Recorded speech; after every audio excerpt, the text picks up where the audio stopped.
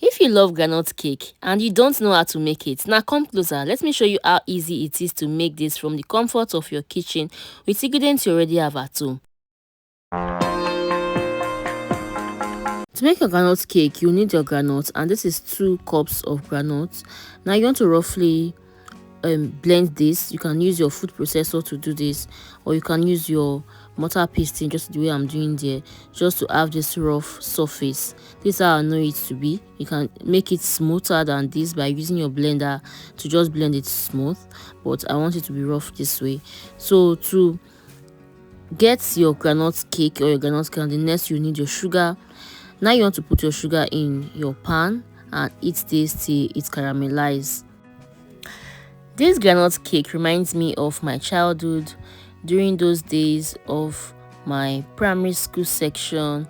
We normally buy this, and it is called groundnut cake in my environment, in my area. What is this called in your area or in your country? Let me know in the comment section. So to make this taste unique, or you want to make it different from your regular taste, you can add your butter. I just added butter, and next I added my evaporated milk. Now you want to give this a good mix, just take like so till everything is well incorporated. Yes, so next you want to add your groundnut to this, your blended groundnut or your roughly beaten groundnut. So just add it to it and give this a good mix, okay, till everything is well combined, till your sugar and your sugar mixture is well mixed together with your groundnut, so that you're going to get all the goodness from it, okay. And if you are doing this for sale, if you want me to show you how that is done, let me know in the comment section.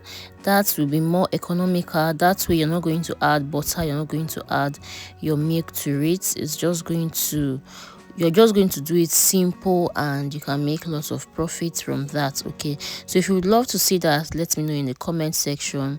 And if you want to do this process to this pattern, you can decide to just go ahead to use your condensed milk. Instead of doing it this way, you can just use condensed milk, and it's still going to taste well. So next we are done stirring. Now you want to pour this your in your flat place like this, in a flat area like this, that will be easy for you to work with. I forgot to pour this on a parchment paper before putting the parchment paper on the top of it like this, but yeah, you can do it like this. Put your parchment paper first before you add your parchment paper on top of it again. And now you can use your rolling pin to roll it out like so, so that it will be easy for you to cut it when you are cutting it. So just roll it flat like so after adding your parchment paper on it. Can you see how this is looking? Can you see how flat it is? So you want to work really fast so that it does not adding up, because the more you slow down, you don't work fast, and it will be so difficult for you to cut this, and it will be difficult for you to get that shape you want. So now you want to cut it to your desired shape, and yeah.